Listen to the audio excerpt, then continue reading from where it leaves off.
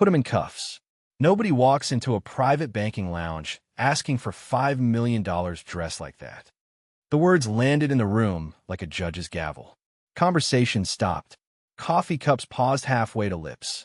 Every eye in the Sterling National Bank branch turned toward the tall black man standing quietly at the center of the marble-floored lobby. Darius Whitmore didn't move. He wore a faded gray hoodie, dark jeans, and simple sneakers. No luxury watch. No designer briefcase. No entourage. Just a withdrawal request resting calmly on the polished counter in front of him. At exactly 10:12 a.m., what should have been a routine banking transaction had become a public spectacle. Linda Carver, the branch manager, stood behind the counter with her arms folded.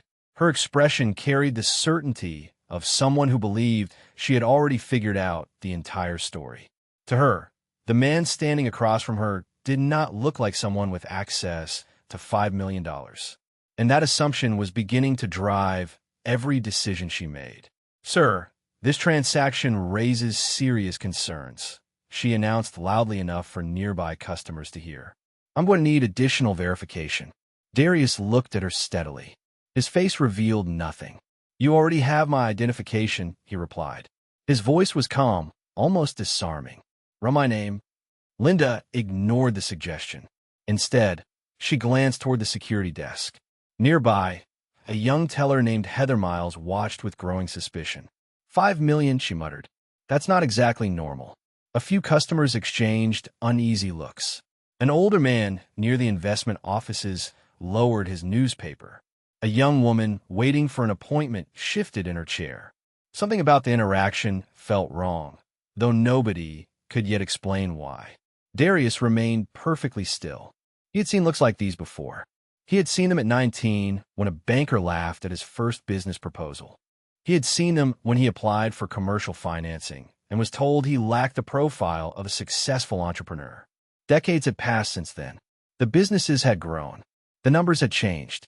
Yet somehow the assumptions remained exactly the same. Linda leaned closer. "What exactly do you need $5 million for?" she asked.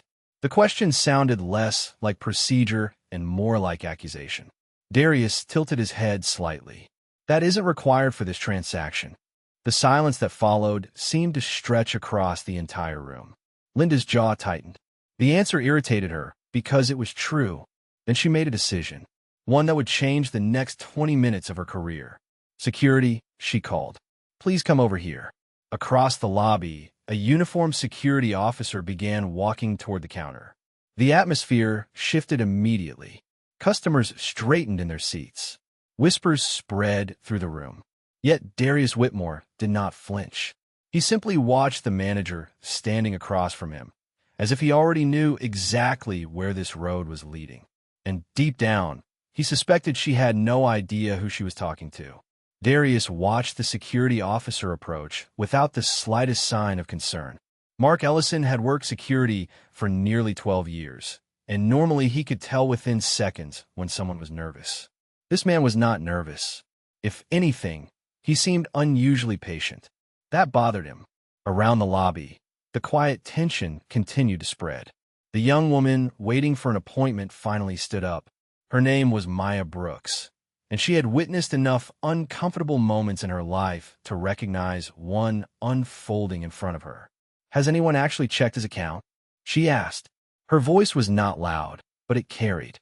Linda turned toward her immediately. "Ma'am, this does not concern you." Maya folded her arms. "It concerns everyone if someone is being treated unfairly." Heather rolled her eyes and returned to her computer screen. "Nobody is treating him unfairly. We are following procedure." Darius remained silent. The phrase almost made him smile. Procedure. He had heard that word used to justify 1,000 different things over the years. Procedure had delayed loans. Procedure had denied opportunities. Procedure had often appeared at the exact moment someone decided they did not trust a person who looked like him. Mark arrived beside the counter and glanced at the paperwork. "What seems to be the issue?" he asked. Linda answered before anyone else could speak. "Potential fraud. Large withdrawal request. Verification concerns." Mark looked toward Darius. "Sir, do you have additional identification?" Darius calmly handed over a business card. Mark accepted it and glanced down. The card was heavy, black, and unusually simple. Just a name. Darius Whitmore. Nothing else. No title. No company logo. No explanation. Mark frowned slightly and handed it back. That does not help much. It should, Darius replied. Linda stepped forward again. Enough games. We have given you every opportunity to explain yourself. The statement caused several customers to exchange confused looks because everyone in the room knew she had barely allowed him to speak. Near the customer service offices, a young trainee named Ethan Cole quietly opened another internal screen. Something about the account had been bothering him since the transaction appeared. Most large accounts carried standard classifications. This one did not. Several access fields were restricted. Multiple sections were locked behind executive clearance levels. Ethan stared at the screen longer. The more he looked, the stranger it seemed.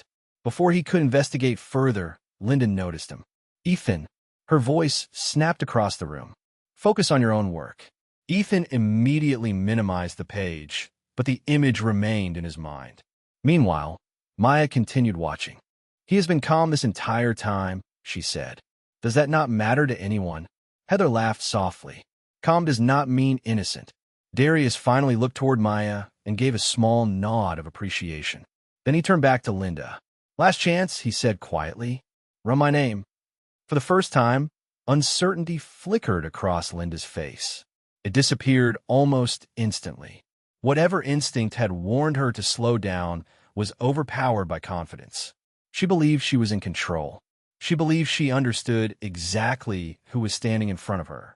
And 20 feet away, Ethan stared at the hidden account profile and began to realize that everyone in the branch might be making a very expensive mistake. The clock above the customer service desk clicked to 10:16 a.m. 4 minutes had passed since Linda Carver called security, and the atmosphere inside the branch felt completely different. The elegant private banking lounge no longer felt welcoming. It felt charged. Every whisper seemed louder. Every glance seemed heavier. Darius Whitmore stood exactly where he had been from the beginning, one hand resting lightly on the counter, his withdrawal request untouched. Across from him, Linda was becoming more confident with every passing minute. She mistook his patience for weakness. She mistook his silence for surrender. I am done asking questions, she announced. If you cannot explain why you need $5 million, then this transaction will not proceed. Darius looked at her calmly. You do not need an explanation. You need authorization. The account already has it. Heather shook her head. Nobody walks in here asking for that amount without raising red flags. Maya Brooks immediately responded. That is not true. Wealthy clients do it all the time. Heather laughed. People who actually have that kind of money do not usually show up looking like this. The comment landed heavily. Several customers looked away in discomfort. Even Mark Ellison shifted uneasily. Darius noticed every reaction. He noticed who spoke. He noticed who stayed silent. Most importantly, he noticed who seemed perfectly comfortable with the assumptions being made. At a nearby workstation, Ethan Cole quietly reopened the restricted profile. His pulse quickened. The deeper he searched, the stranger the account became. Multiple executive-level permissions surrounded the profile. Internal notes were hidden behind authorization walls that ordinary employees could not access. One line in particular caught his attention. Executive Relationship Classification. Ethan had never seen that designation before. Not once. His eyes widened. Before he could process what it meant, Linda's voice cut through the room again. Mark, I think we need to escalate this. Mark looked uncertain. Escalate how? Contact Regional Fraud Compliance. Maya stared in disbelief. For requesting access to his own money? Linda folded her arms. For suspicious activity. Darius finally exhaled slowly. It was the first visible sign that his patience was reaching its limit. Not because he was angry, because the outcome was becoming predictable. He reached into his pocket and removed his phone. Heather immediately stepped forward. You cannot record employees without permission. Darius glanced at her. I'm not recording anyone. He unlocked the screen and looked briefly at a contact near the top of his list. Then he locked it again and returned it to his pocket. Linda smirked. Calling a lawyer? Darius met her eyes. Not yet. Something about the answer unsettled her. The confidence behind it felt different. Real. Nearby, Ethan could not stay quiet any longer. He stood from his workstation. Ms. Carver, he said carefully, I think there may be information we are missing. Linda turned immediately. Sit down, Ethan. But the account classification said sit down. The young trainee froze. The room fell silent again. Darius watched the exchange with interest. Then he looked at Ethan and gave a small nod. A simple gesture, but it carried meaning. The kind that said someone had finally started asking the right questions. And somewhere deep inside the bank's internal network, notifications had already begun moving toward people far above everyone in that room.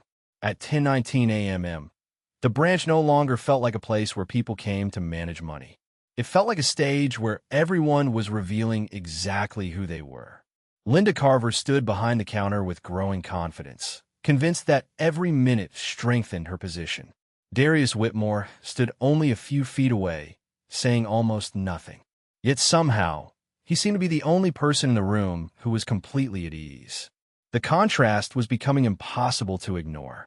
Mark Ellison glanced from Linda to Darius and back again. Something about the situation continued to bother him.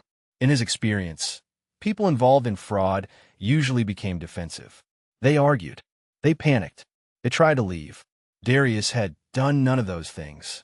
He had simply asked the same question over and over. Run my name. Linda refused to do it. Instead, she picked up a desk phone and dialed an internal extension. I need regional fraud compliance notified immediately, she said. Potential unauthorized access attempt involving a high-value withdrawal. Several customers exchanged confused looks. Maya Brooks stepped forward another step. Unauthorized access? She asked. The account belongs to him. Linda covered the receiver and turned toward her. You do not know that. Maya pointed toward the paperwork on the counter. Neither do you. The words landed harder than Maya intended. Even Heather looked uncomfortable for a moment before quickly recovering. Nearby, Ethan Cole stared at his monitor. Curiosity had become concern. Concern was rapidly becoming alarm. He quietly opened another restricted section attached to the account profile. A warning banner appeared across the screen. Executive Access Classification. Contact corporate oversight before escalation. Ethan read it twice, then a third time. His heartbeat accelerated. He had never seen language like that attached to a customer account. Not once. He stood again. Ms. Carver, he said carefully, I really think we need to stop and verify something before we continue. Linda turned sharply. What part of stay out of this was unclear. Ethan hesitated. Every instinct told him to push forward. Every fear told him to sit down. Before he could decide, Darius spoke. Let him ask the question. The room became silent. Linda folded her arms. He is not running this branch. Darius nodded slowly. That is becoming very obvious. A few customers lowered their heads to hide smiles. The comment was calm, but it carried weight. For the first time all morning, Linda appeared irritated rather than confident. You think this is funny? She asked. Darius looked directly at her. No, I think it is expensive. The answer lingered in the air. Maya felt a chill. Ethan stopped breathing for a second. Even Mark looked toward Darius with renewed attention. Expensive was an unusual word. It sounded less like a warning and more like a forecast. Then a notification appeared on Ethan's monitor. Corporate activity alert. Priority level red. He clicked it open. His eyes widened immediately. The message contained only one sentence. Executive account review initiated. Corporate oversight notified. Ethan stared at the screen in disbelief. Somewhere far beyond this branch, people with authority had just become aware of what was happening. And for the first time that morning, the situation was no longer under Linda Carver's control. The red notification on Ethan Cole's screen felt heavier than the monitor itself. He read it again, hoping he had misunderstood. Executive account review initiated. Corporate oversight notified. There was no ambiguity, no room for interpretation. Someone far above the branch level was now paying attention. Yet somehow Linda Carver continued moving in the opposite direction. She had crossed the point where caution could have saved her. Now pride was driving every decision. "What are you looking at?" she demanded. Ethan quickly minimized the screen. "Nothing important." The answer sounded weak even to him. Linda narrowed her eyes, but returned her attention to Darius. "I'm going to ask one final time. Explain this withdrawal." Darius stood quietly beneath the soft lighting of the private banking area. He looked less like a man under scrutiny and more like a man waiting for a meeting to start. "You keep asking the wrong question," he replied. "The question is not why I am withdrawing the money. The question is why you refuse to verify the account." Maya Brooks nodded immediately. "Exactly." Several customers exchanged glances. What had begun as curiosity was slowly turning into skepticism toward the branch itself. An older customer named Arthur Bennett folded his newspaper and stood from his chair. He had been banking with Sterling National for nearly 30 years. "Young man has a point," he said. "I have never seen a manager avoid verification this long." Linda forced a smile. "Sir, we are protecting the institution." Arthur shook his head. "Institutions are protected by facts." The silence that followed seemed to stretch across the lobby. Heather looked away. Mark shifted his weight uncomfortably. For the first time, support around Linda appeared thinner than before. Darius noticed it too. The room was changing. Not dramatically, not all at once, but enough. The people who had been passive observers were beginning to question what they were seeing. Near the back office corridor, Ethan quietly opened another alert. This one contained a timestamp. "Corporate review active. Executive response team assigned. Estimated contact pending." His pulse jumped. Executive response team. Those words belonged to a level of banking he had only heard about during training. They did not activate for ordinary customers. They activated for people whose names carried extraordinary weight inside the organization. Ethan looked toward Darius again. The man remained calm, almost too calm, as if none of this surprised him, as if he had expected every step. Then another message appeared. Internal communication locked. Branch actions under review. Ethan's mouth went dry. He knew enough about corporate procedure to understand what that meant. Once review status reached this level, every decision inside the branch became part of an official record. Every statement, every escalation, every refusal. Across the room, Linda reached for the desk phone again. "Mark," she said firmly, "we may need additional intervention." Mark frowned. "For what exactly?" The question caught her off guard. A few minutes earlier, he had followed her lead without hesitation. Now, even he sounded uncertain. Darius looked toward the security officer. "That is a fair question." Mark met his eyes. For the first time all morning, he did not immediately look away. Somewhere above the lobby, hidden behind floors of offices and networks of executives, people were already reviewing what had happened. The branch just did not know it yet. And with every passing minute, the distance between confidence and consequence was getting smaller.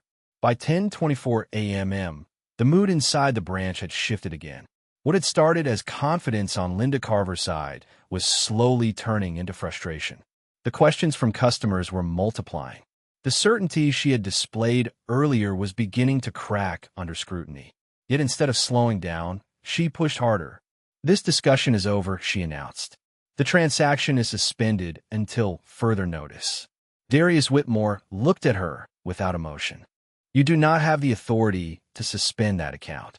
Linda laughed softly. "I am the branch manager. I have plenty of authority." Darius held her gaze. Authority and judgment are not the same thing. The words settled over the room. Nobody spoke for several seconds. Maya Brooks glanced toward Arthur Bennett. Even the longtime customer seemed stunned by how calm Darius remained. Most people would have left by now. Most people would have argued. Instead, he stood there as though he knew something no one else did. Behind the counter, Heather Miles attempted to support her manager. "We are protecting the bank." Arthur shook his head. "From what?" Heather hesitated. "Potential fraud." Arthur frowned. "Based on what evidence?" Again, no answer came. The silence grew heavier. Ethan Cole watched the exchange while another notification flashed across his screen. Corporate oversight review escalated. Executive monitoring active. He swallowed hard. Whatever was happening behind the scenes was accelerating. He clicked into the alert and found additional instructions. Preserve all branch communications. Preserve all employee actions. Preserve transaction records. Ethan's stomach tightened. Those were not routine compliance procedures. Those were investigative procedures. Across the lobby, Mark Ellison finally stepped closer to Linda. Maybe we should verify the account before taking any further action. Linda immediately shook her head. We already know enough. Mark looked surprised. Do we? It was the first time he had openly challenged her. Several customers noticed. So did Darius. The room was changing one person at a time. People who had been following authority were beginning to question it. Linda could feel it. Her voice grew sharper. Mark, either support this decision or step aside. The security officer looked uncomfortable. I am trying to understand the decision. Maya nodded. That makes two of us. A few customers quietly agreed. Darius remained motionless. The tension around him seemed to swirl without touching him. Years earlier, situations like this might have angered him. Not anymore. Experience had taught him something valuable. People revealed themselves most clearly when they believed they faced no consequences. And right now, everyone in the branch believed exactly that. Ethan suddenly noticed a new message entering the system. Incoming corporate contact. Estimated arrival, 10 minutes. His eyes widened. 10 minutes. Someone from corporate leadership was actively responding. Not a phone call. Not an email. A direct response. He looked toward Darius again. For a brief moment, their eyes met. Darius gave the slightest nod, as if he already knew what the message said. Then he turned back toward Linda and quietly adjusted the withdrawal form on the counter. The gesture seemed insignificant, yet somehow it carried the confidence of a man who was no longer waiting for permission. He was waiting for the truth to arrive. At 10:27 a.m., the tension inside the branch finally reached a breaking point. The questions from customers had not stopped. If anything, they had grown louder. Every minute that passed seemed to weaken Linda Carver's position, yet she continued acting as though she controlled the room. Pride had become her compass, and it was leading her in the wrong direction. I have heard enough, she announced. This situation is now being treated as a security matter. The words echoed across the lobby. Several customers immediately looked at one another in disbelief. Arthur Bennett lowered his head and sighed. Maya Brooks shook her head slowly. A security matter? She asked. For asking to access his own account? Linda ignored her. Instead, she turned toward Mark Ellison. Proceed with standard protective measures. Mark frowned. Linda, I'm not sure that is necessary. I did not ask for your opinion, she replied sharply. I asked you to follow procedure. There was that word again. Procedure. The word that had been stretched and twisted all morning until it barely resembled its original meaning. Darius Whitmore remained calm. His expression never changed. He simply looked around the room, taking in every face, every reaction, every choice. The customers who had stayed silent. The customers who had spoken up. The employees who followed orders. The employees who questioned them. Years of leadership had taught him something important. Pressure never created character. It revealed it. Ethan Cole stared at another notification flashing across his screen. Corporate monitoring had advanced again. Additional executive personnel assigned. Legal review pending. His hands felt cold. Legal review. He had never seen that level of escalation attached to a customer interaction. Not once. He looked toward Linda. She had no idea what was already unfolding above her. Ms. Carver, Ethan said carefully, rising from his chair once more. I really think we need to stop. Linda spun toward him. Sit down. The account is triggering executive protocols. The room went silent. Every customer heard him. Every employee heard him. For a brief second, uncertainty crossed Linda's face. Then she pushed it away. You are a trainee, she said. You do not understand what you are looking at. Darius finally spoke. Actually, he does. The simple response carried surprising weight. Mark looked toward Darius again. Maya folded her arms tighter. Arthur stepped closer to the counter. The room was no longer dividing around authority. It was dividing around truth. Linda sensed it happening and became more determined to reassert control. Mark, she said firmly. Restrict his movement inside the branch until compliance review is complete. Several customers gasped. Maya immediately stepped forward. This is insane. Arthur nodded. I have never seen anything like this. Yet Darius did not react. He simply placed both hands calmly on the counter and looked directly at Linda. You still have time to verify the account. His voice was steady, almost compassionate, as if he were offering a final opportunity rather than defending himself. Linda shook her head. I know exactly what I am doing. Darius held her gaze for several seconds. Then he nodded once. That, he said quietly, is exactly what worries me. Somewhere beyond the walls of the branch, executive phones were already ringing. People with authority were already reading reports. Decisions were already being made. The countdown had started. Only one person in the room seemed fully aware of it. For the first time that morning, Darius Whitmore lowered his eyes. Not in defeat, not in frustration, in reflection. The noise inside the branch seemed to fade into the distance. The whispers, the arguments, the tension, all of it blurred for a moment as another memory surfaced from a different time. He was 19 years old again, standing inside a small bank in Atlanta with a folder under his arm and a business plan he had spent 6 months creating. The office smelled like old carpet and printer ink. He remembered the loan officer barely looking at the proposal before pushing it back across the desk. You are ambitious, the man had said with a smile that was not really a smile. But ambition is not the same thing as credibility. Darius remembered walking out into the summer heat that day, carrying the same folder he had carried in. Nobody had believed in the business. Nobody had believed in him. What they saw was a young black man with big dreams and no connections. What they failed to see was determination. 25 years later, the company built from that rejected proposal employed thousands of people across the country. Yet standing inside Sterling National, the feeling was strangely familiar. Different faces, different building, same assumptions. The memory passed, but the lesson remained. Darius lifted his eyes again. The branch came back into focus. Maya Brooks, standing near the customer chairs. Arthur Bennett, watching quietly from beside the counter. Ethan Cole, staring nervously at his computer. Mark Ellison, looking increasingly uncertain. And Linda Carver, still convinced she was in control. The contrast almost felt surreal. Darius understood something none of them did. The outcome had already been decided. They simply had not reached it yet. You seem remarkably calm, Arthur said quietly. Darius looked toward him and smiled faintly. Experience helps. Arthur nodded, as if he understood more than he actually did. Across the room, Ethan received another notification. This one was different. Corporate executive arrival confirmed. Estimated arrival, 6 minutes. Ethan felt his pulse jump again. 6 minutes. Whatever was coming was now close. Very close. He looked toward Darius and suddenly realized something. The man had never once asked to leave.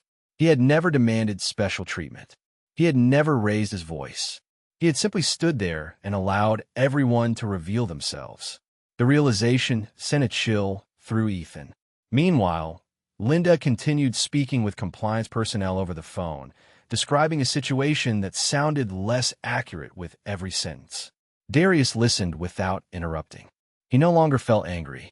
Anger belonged to earlier chapters of his life. What he felt now was certainty. The kind that comes from knowing the truth does not need to rush. It arrives exactly when it is supposed to. He glanced at the clock. 10:31 a.m. Then he looked toward the glass entrance doors at the front of the branch. Somewhere beyond them, answers were already on their way. And when they arrived, nothing inside this building would remain the same. At 10:33 a.m., the atmosphere inside the branch felt almost suspended in time. Nobody had returned to normal conversations. Nobody was looking at their phones. Every customer, every employee, every witness seemed connected by the same question. What was really happening?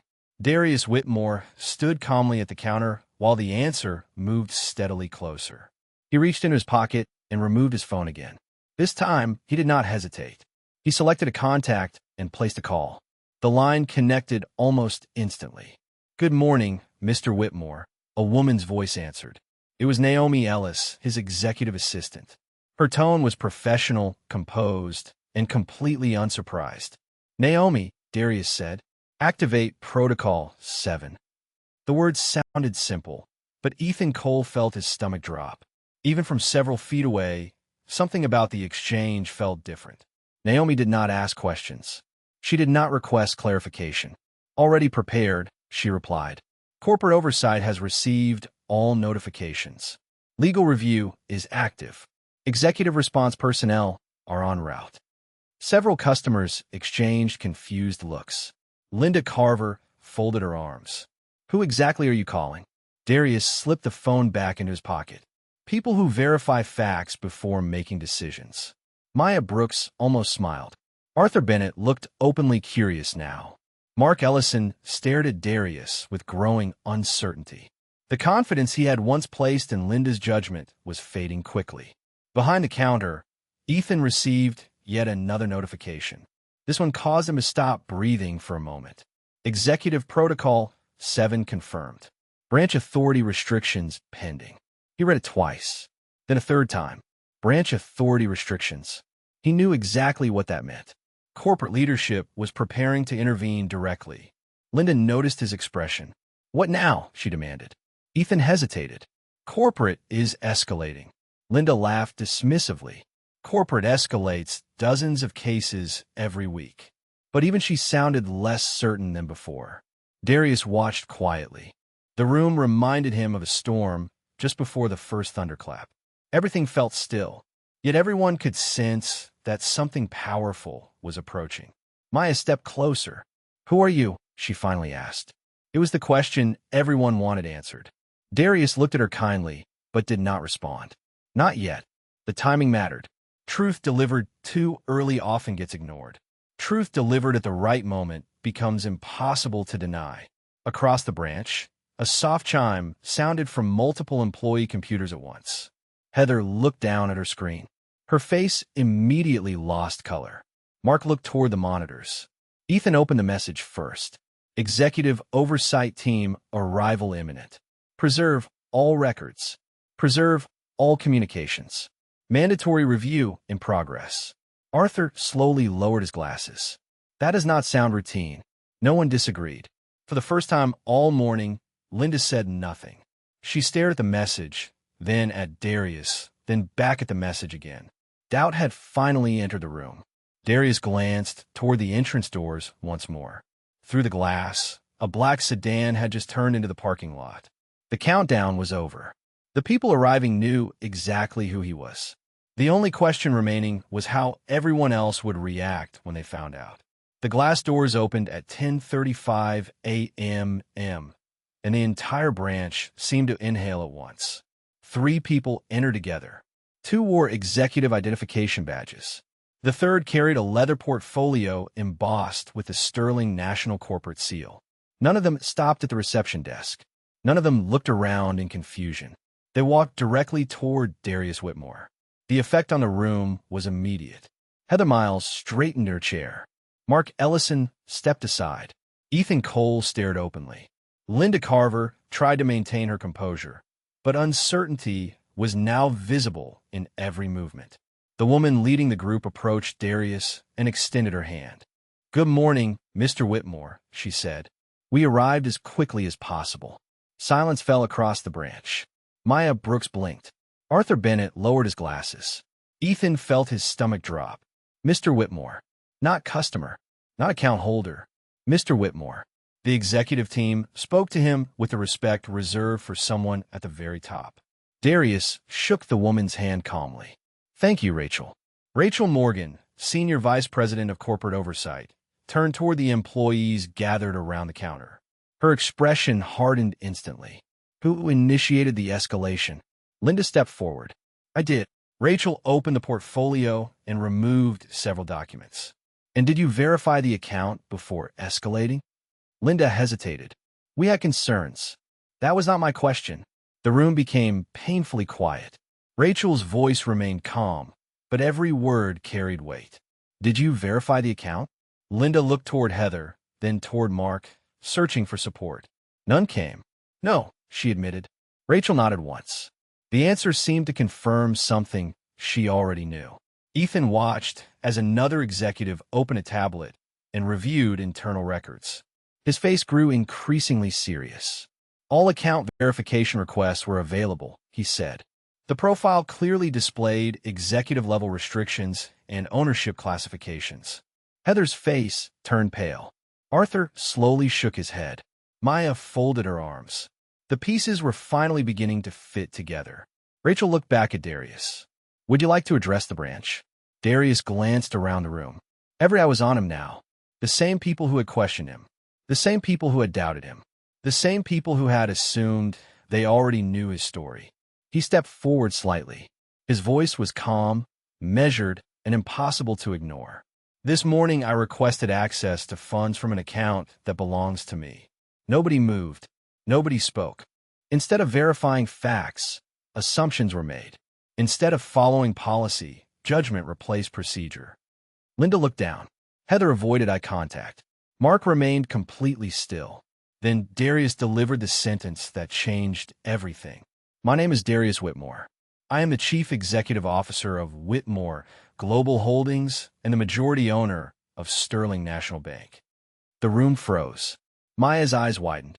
Arthur stared in disbelief. Ethan felt as if all the air had left the building. Linda's face lost every trace of confidence. Darius looked directly at her. You spent 23 minutes questioning the man who owns the bank. For several seconds, nobody moved. The branch seemed frozen in place, as if the building itself was struggling to process what had just been revealed. Linda Carver stood motionless behind the counter.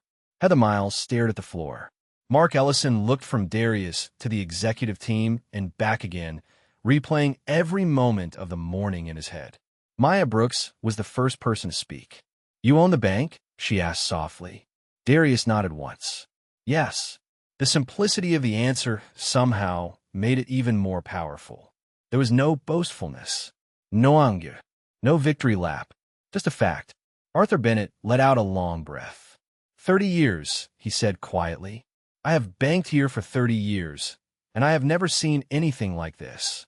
Rachel Morgan turned toward the executive reviewing records on the tablet. What have we confirmed so far?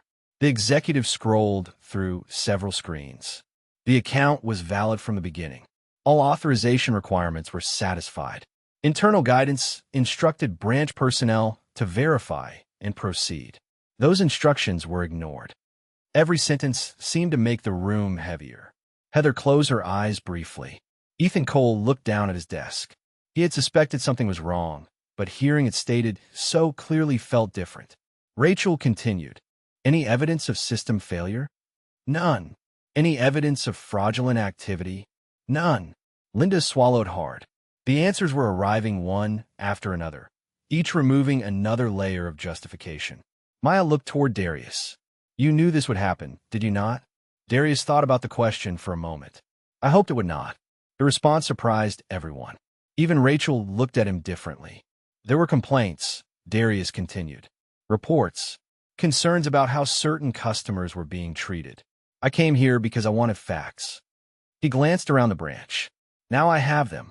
The words landed harder than any accusation could have. Arthur nodded slowly. That is what this was. Darius looked at him. A test. Arthur lowered his eyes. And they failed. Across the room, Ethan finally stood. His voice shook slightly, but he spoke anyway. I saw the warnings in the account profile. I tried to say something. Darius gave him a respectful nod. And that matters. Ethan felt relief wash over him. It was the first time all morning that someone had acknowledged what he had tried to do. Rachel opened another report. Customer statements have also been collected, she said. Multiple witnesses expressed concern about how this situation was handled. Maya folded her arms. Concern is putting it politely. Several customers quietly agreed. The momentum inside the room had completely reversed. Earlier, everyone had assumed authority belonged to the people behind the counter. Now the truth had shifted everything. The customers were speaking. The witnesses were speaking. The records were speaking. And none of them supported the decisions that had been made. Darius looked around the branch one final time. The assumptions that had dominated the morning were gone now. In their place stood something far more difficult to argue with. Evidence. And evidence had a way of changing everything. The room remained silent as Rachel Morgan received a notification on her tablet. She reviewed the screen for several seconds before looking up. Her expression revealed nothing, but the weight of the moment was obvious. "Corporate has completed its preliminary review," she said. Every employee in the branch seemed to stop breathing. Linda Carver stared at the floor. Heather Miles remained frozen behind her workstation. Mark Ellison stood quietly near the entrance. Ethan Cole watched from his desk, unsure what would happen next. Rachel continued. "Based on transaction records, employee communications, witness statements, and account verification logs, corporate leadership has determined that multiple internal policies were disregarded this morning." Nobody interrupted. Nobody could. The evidence had become too overwhelming. Rachel turned another page in the report. The review also confirms that available verification procedures were not followed despite repeated opportunities to do so. Maya Brooks folded her arms. Arthur Bennett shook his head slowly. Both had watched the entire situation unfold from beginning to end. They knew exactly how many chances had been ignored. Darius Whitmore remained calm. There was no satisfaction on his face. No celebración. Only disappointment.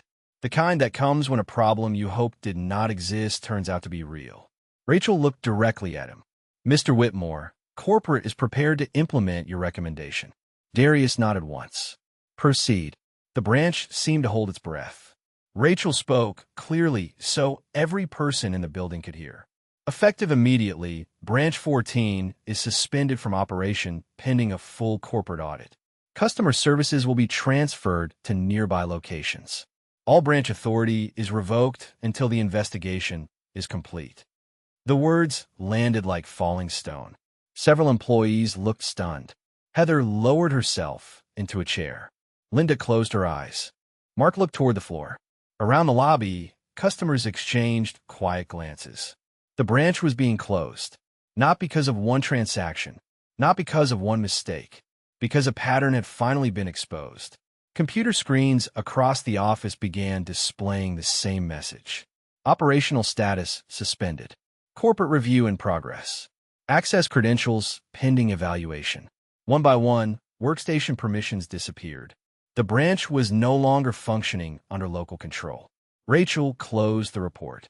"The investigation will determine individual accountability. That process begins today." Darius finally stepped forward. His voice was calm, but every word carried weight. This branch was not closed because someone asked questions. It was closed because people stopped looking for answers. Nobody spoke. Verification existed. Records existed. Facts existed. Yet assumptions were allowed to speak louder than evidence.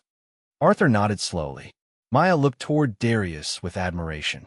Ethan listened carefully, knowing he would remember the moment for the rest of his career. Darius glanced around the room one last time. Trust is the most valuable asset any bank possesses. The moment judgment replaces fairness, that trust begins to disappear. The silence that followed felt different from before. Earlier it had been filled with tension. Now it was filled with understanding. Outside, customers continued arriving, unaware that history had just unfolded inside the building. Inside, the consequences had already begun. And for the first time that morning, nobody questioned the truth.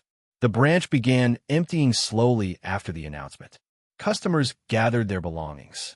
Employees sat quietly at their workstations, processing a morning that had changed far more than schedules and account access. The tension that had filled the building for nearly half an hour was gone. In its place remained something heavier. Reflection. Darius Whitmore stood near the front entrance beside Rachel Morgan and the executive oversight team. Through the glass doors, afternoon sunlight stretched across the parking lot. The day outside looked completely ordinary. Inside, nothing felt ordinary anymore. Maya Brooks approached him first. "I've been thinking about something," she said. Darius turned toward her. "What is that?" Maya hesitated for a moment. "You could have revealed who you were immediately. You could have stopped all of this within seconds." Darius nodded. "I could have. Then why did you not?" Several nearby customers paused to listen. Even Ethan Cole looked up from across the lobby. Darius considered the question carefully. Because I was never interested in proving who I was, he said. I was interested in discovering who everyone else was. The answer settled over the room. Maya smiled faintly. Arthur Bennett nodded from nearby. The words explained everything. This had never been about money. It had never been about status. It had been about character. Ethan finally walked over. He looked nervous, but determined. "Mr. Whitmore," he said, "I should have spoken up sooner." Darius shook his head. "You spoke up when it mattered." Ethan let out a breath he had been carrying all morning. Some lessons arrive in classrooms. Others arrive in moments like this. Rachel received one final message on her tablet and smiled slightly. "Transition plans are already underway," she said. "Customers will be protected. Operations will continue elsewhere." Darius nodded. That was what mattered most. Accountability was important, but trust had to be rebuilt too. As he prepared to leave, he looked around the branch one final time. The counters, the offices, the waiting area. 24 minutes earlier, assumptions had controlled the room. Now facts did. The difference between those two things had changed everything. He reached the entrance and paused. Maya spoke once more. "What happens now?" Darius looked back toward the lobby. "Now we remember something simple." Everyone waited. A person's worth is not determined by how they dress, where they come from, or whether they fit someone's expectations. It is determined by their character. The room remained silent. Not because people disagreed, because they knew it was true. Darius opened the door and stepped outside. The sunlight caught the glass behind him as the branch prepared for a future that would look very different from its past. He never raised his voice. He never demanded respect. He never needed a camera to prove what happened. The truth had done that on its own. And as he walked toward the waiting car, one final thought remained behind like an echo through the quiet building. He did not come there to prove he belonged. He came there to prove that fairness belongs to everyone. And on that morning, the lesson cost a branch its doors, but gave a bank something far more valuable: a chance to do better.